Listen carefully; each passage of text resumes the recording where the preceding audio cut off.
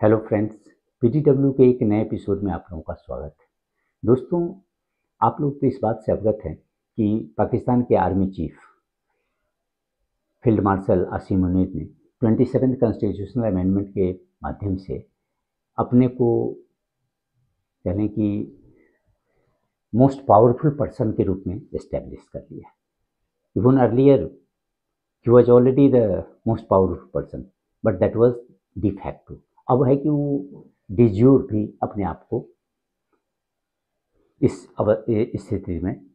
Secure कर लिया। न उसके अगेंस्ट में जुडिशरी कोई स्टेप ले सकती है और ना ही वहाँ की जो सिविलियन लीडरशिप होगी वो कभी भी कुछ कर सकता है। लेकिन वो अभी भी इस बात को लेकर पहले की सेप्टिकल है कि भाई उसका जो फ्यूचर में उसकी पोजीशन सिक्योर होंगी कि नहीं। इसीलिए उसने एक नई चाल चली है। वो ऑपरेशन सिंदूर के बाद एक नए प्रोपेगेंडा के माध्यम से तो अपने आप को इस फील्ड मार्शल की उपाधि लेने में सक्सेसफुल हुआ। लेकिन अब वो ये समझ रहा है कि भाई ऑपरेशन सिंदूर में तो प्राइम मिनिस्टर मोदी ने ये डिक्लेयर किया था कि भाई any future act of terror will be considered as a act of war against India. और दूसरी बात की operation Sindoor it is not over, it is just in suspension, so it will be reactivated whenever there is an act of terror act against India। तो इसी का वो फायदा उठा रहे हैं। उनको लग रहा है कि भाई अगर हम इंडिया के साथ एक कन्फ्लिक्ट स्टार्ट कर दें तो ऑटोमेटिकली ये जो हमारा इमेज है वो और further it will go of further, क्योंकि ऑपरेशन सिंदूर के समय में तो वो इस नैरेटिव को प्रमोट करने में सक्सेसफुल हुआ कि भाई Pakistan has own the war, और इसके ही ग्राउंड पे वो अपने को सेल्फ प्रमोट कर लिए फील्ड मार्शल के तौर पर। नाउ उनको लग रहा है कि भाई अगर इंडिया पाकिस्तान का कन्फ्लिक्ट एक बार फिर हो जाता है तो हमें अपने पोजीशन को सिक्योर करने में बहुत आसानी हो जाएगी। और इनफैक्ट हम इस बात को लोगों के बीच और इवन इस नैरेटिव को हम सक्सेसफुली सेल कर सकते हैं कि भाई Pakistan army should have all these privileges which have been devolved upon them by the constitutional amendment, और ताकि पाकिस्तान आर्मी के अगेंस्ट में कोई भी आवाज़ नहीं उठाए। और इसी को ध्यान में रख करके उसने एक नई चाल चली। पाकिस्तान की जो आईएसआई है वो आप जानते हैं कि भाई इंडिया के अगेंस्ट में किस तरह से जो टेरर एक्टिविटीज़ को हैंडल करता है। तो अब ऐसा लग रहा है कि भाई उसने जो सारे जो टेरर आउटफिट्स हैं, चाहे वो जैसे महमूद हो या लश्कर ए तैयबा हो, सबको एक ग्रीन सिग्नल दे दिया कि now you start your acts in India. और इसके कारण होगा कि भाई इंडिया रिएक्ट करेगा। India will retaliate मिलिट्रली against terror infrastructure in Pakistan. तो पाकिस्तान की तरफ से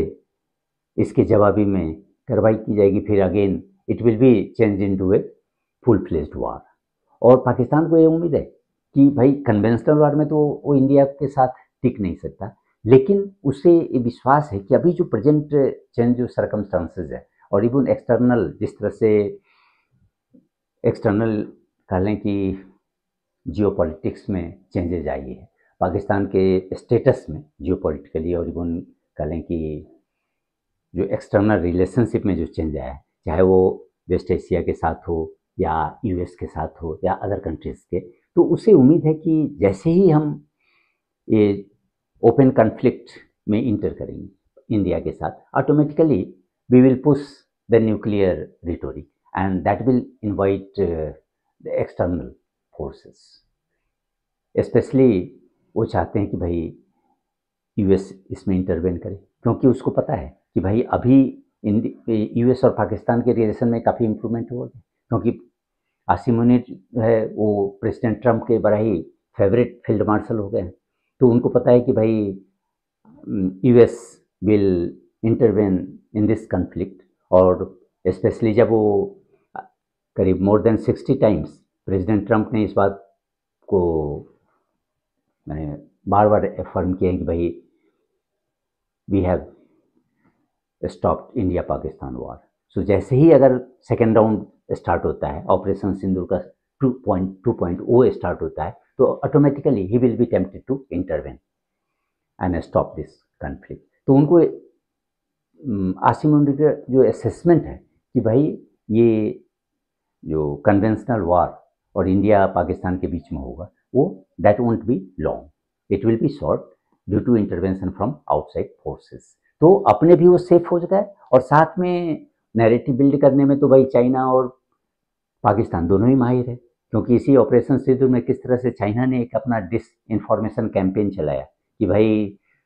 चाइनीज वेपन्स, मैंने Pakistan using Chinese weaponry have successfully down Rafale and several other jets from India, और उसमें उसके माध्यम से वो अपने जो आर्म्स सेल को काफ़ी प्रमोट करना चाहे, माने that was the game plan of Chinese. तो मोर और less the same strategy Asim Munir भी अपनाना चाहता है कि भाई ये कन्फ्लिक्ट हमें स्टार्ट करें, और automatically there will be external intervention, and then we can use that conflict to promote or even to legalize army's new position in Pakistan setup। और इसी ये कोई एक कह लें कि एक स्पेकुलेशन नहीं है, और ये जस्ट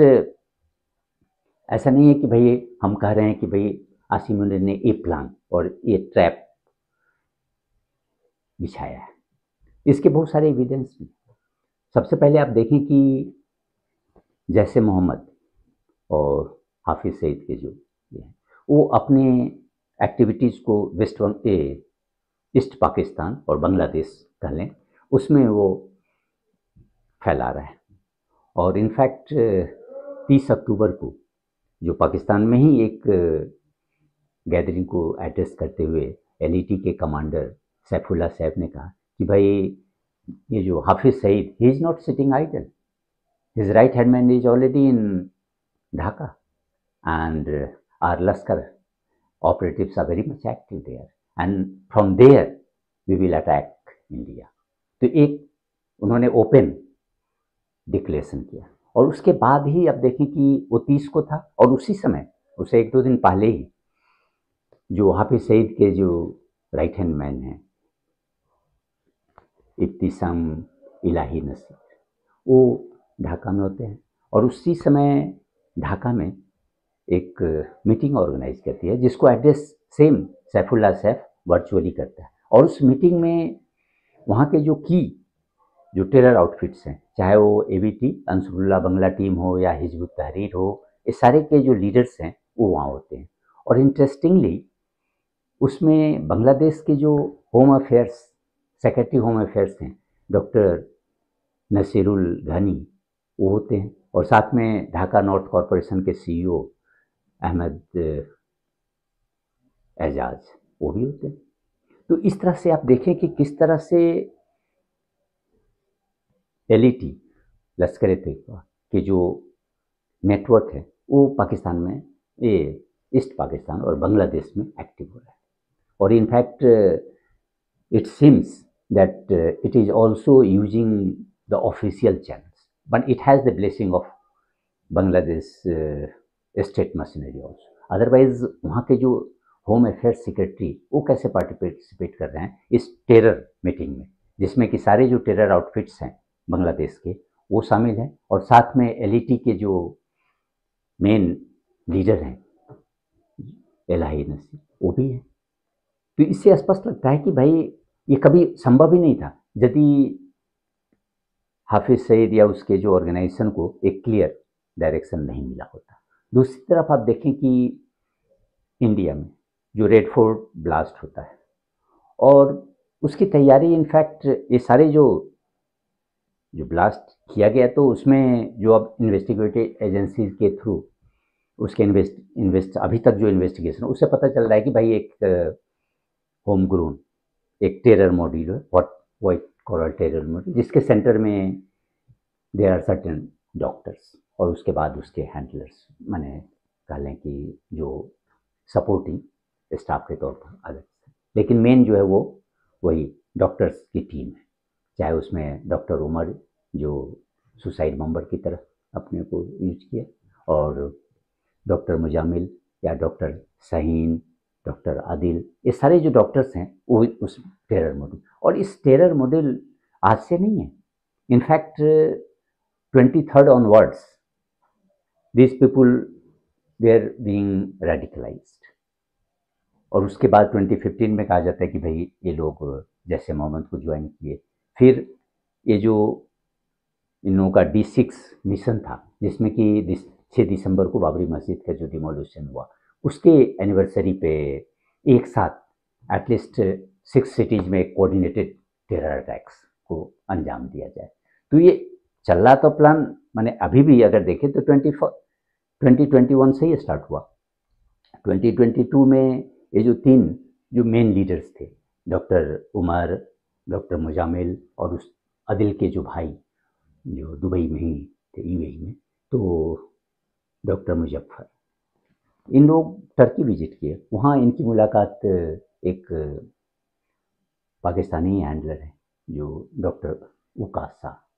अबू उकासा, उसकी आइडेंटिटी इनफैक्ट मैंने कंफर्म नहीं है कि भाई he is the same person, क्योंकि इन लोगों की जो इंटरेक्शन मैंने टेलीग्राम के थ्रू या अदर जो सिक्योर ऐप्स है उसके माध्यम से होती थी। तो उसमें 3 लोग थे, एक तो उकासा है और दूसरा हसीम भी है, एक फैजल है। तो ये सारे लोगों से इनकी बात होती थी, लेकिन ये क्लियर नहीं है कि it was the same person who was interacting with this people in different names. तो अभी तो इन्वेस्टिगेशन जारी है, लेकिन ये बात तो क्लियर हो गई है कि भाई इन लोगों का जो तार है, ये सारे जो डॉक्टर्स मॉड्यूल है उनका कहीं ना कहीं जैसे मोहम्मद से ही जुड़ता है। क्योंकि ये जो डॉक्टर शाहीन हैं, मैडम सर्जन जिसके नाम माने जिस से वो फेमस थे अपने मॉड्यूल में, तो उनको एक ड्यूटी मिला हुआ था कि जैसे मोहम्मद के जो महिला विंग है उसको सेटअप करें इंडिया में। और साथ ही में यहाँ पर देखें कि ये सारे जो मॉड्यूल का जो पर्दाफाश हुआ वो स्टार्ट कहाँ से होता है, क्योंकि जैसे मोहम्मद के जो प्रोपेगेंडा पोस्टर्स हैं वो श्रीनगर के नौगांव एरिया में चिपकाया जाता है और वहीं से इसकी शुरुआत होती है। उसके जस्ट पोस्टर को देख करके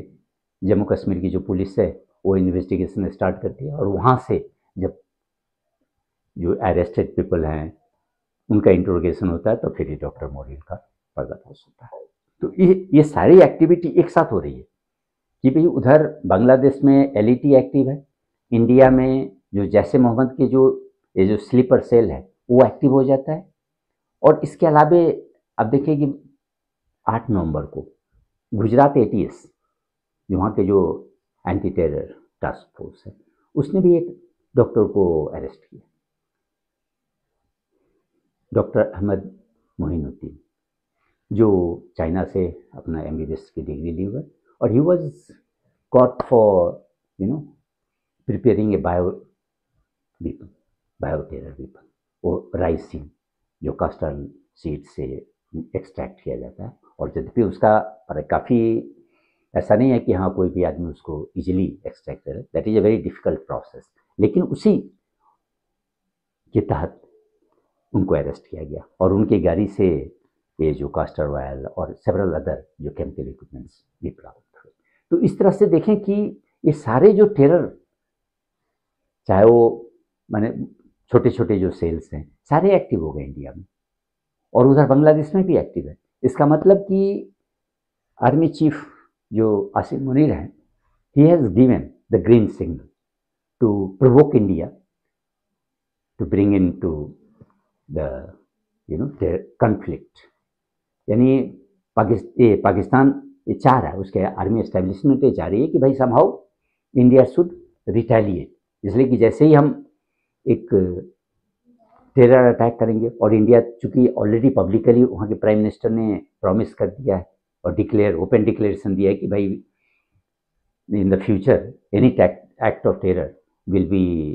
considered as an act of war. लेकिन इसमें एक दिक्कत ये हो गई है कि भाई अभी जो दिल्ली ब्लास्ट हुआ, तो दिल्ली ब्लास्ट में ये जो सारे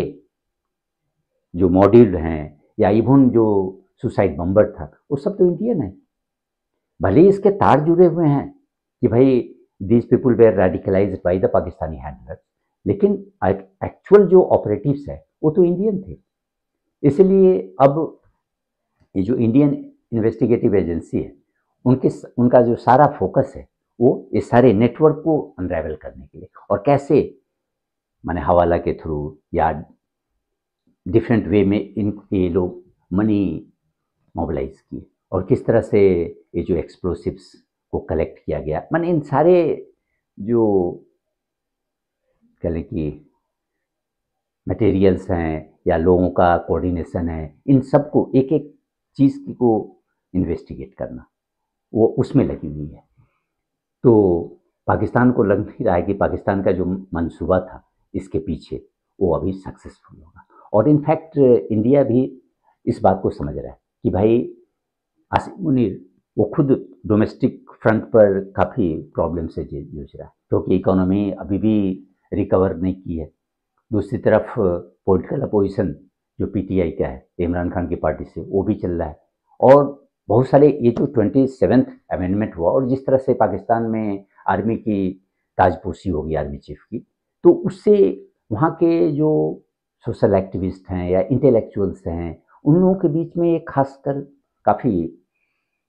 नाराजगी है, और वो इस बात को समझते हैं कि with this amendment in fact democracy has been destroyed completely. In future it won't be possible for any civilian leadership to stand up to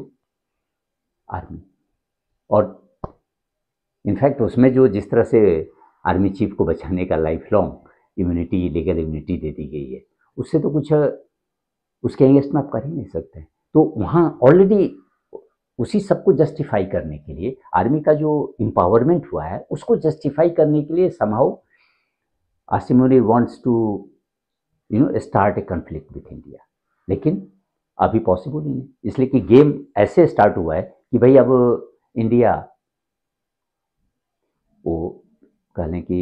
emotionally react करेगा ही, इमीडिएट हम इम्पल्सिवली वो रिएक्ट नहीं करने जा रहे, क्योंकि अब इंडिया का तो सारा फोकस जो है वो इस सारे नेटवर्क को अनरेवल करने में, और उसके बाद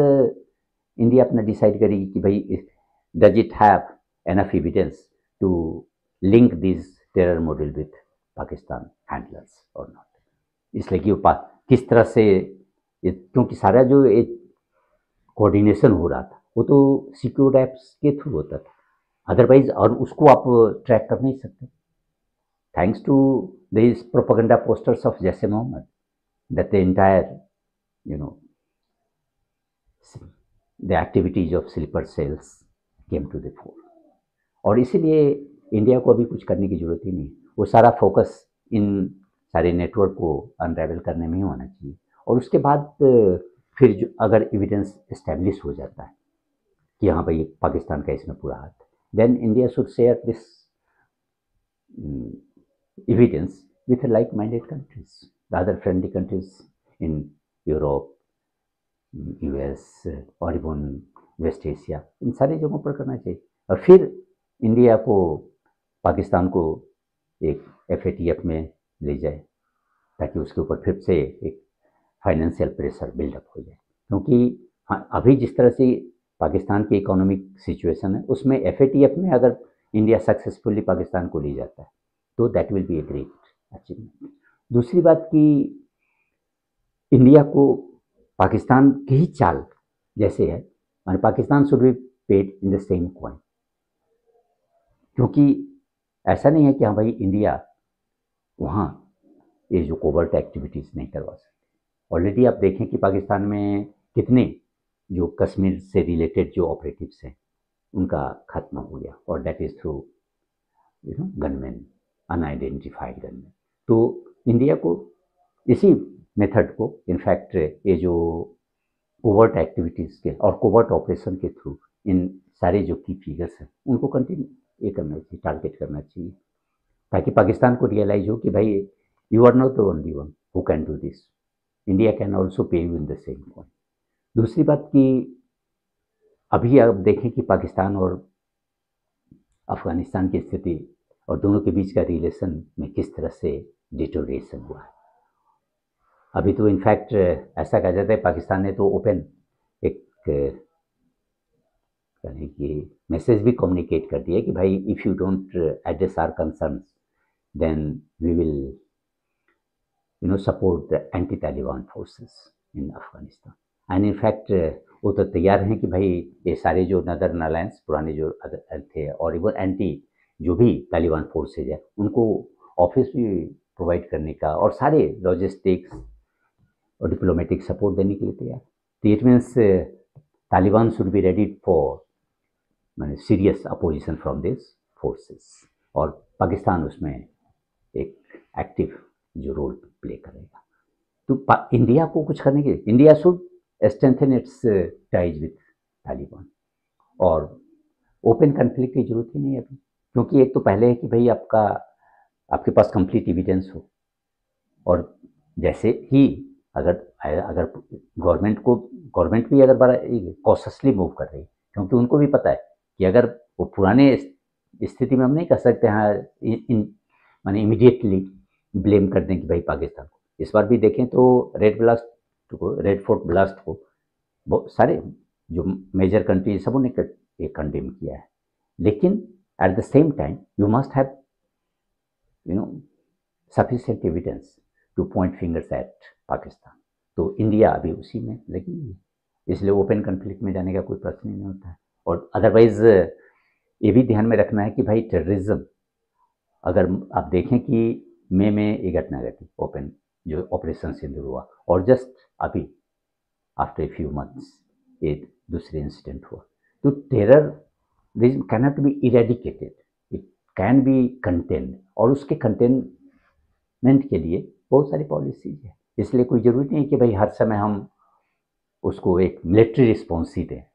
that depends upon the situation. क्योंकि अभी अगर आप देखें तो जियो पॉलिटिकल सिचुएशन में भी काफ़ी तब्दीली आई है, तो उन सबों को ध्यान में रख कर को इंडिया को स्टेप लेना पड़ेगा। ऐसा नहीं है कि हाँ भाई पाकिस्तान ने यहाँ टेरर करवा दिया तो हम इमीडिएट उसको उस पर अटैक कर दें। No, that is not the right way to move forward. India को इन तमाम चीज़ों को मद्देनजर रखते हुए, क्योंकि बहुत सारे नॉन मिलिट्री ऑप्शन भी अभी इंडिया के पास है, ऐसा नहीं है कि नहीं है। तो उन सारे जो नॉन मिलिट्री ऑप्शंस है that should be exhausted. Only when they are exhausted, completely exhausted, then India should have or India should treat this military response as the last resort. अगर पहले हो जाए, अगर हम दूसरे नॉन काइनेटिक मेथड से और नॉन मिलिट्री मेथड से अगर सक्सेसफुल हो गए पाकिस्तान को प्रेशर बिल्डअप करने में, देन इट इज ओके। धन्यवाद।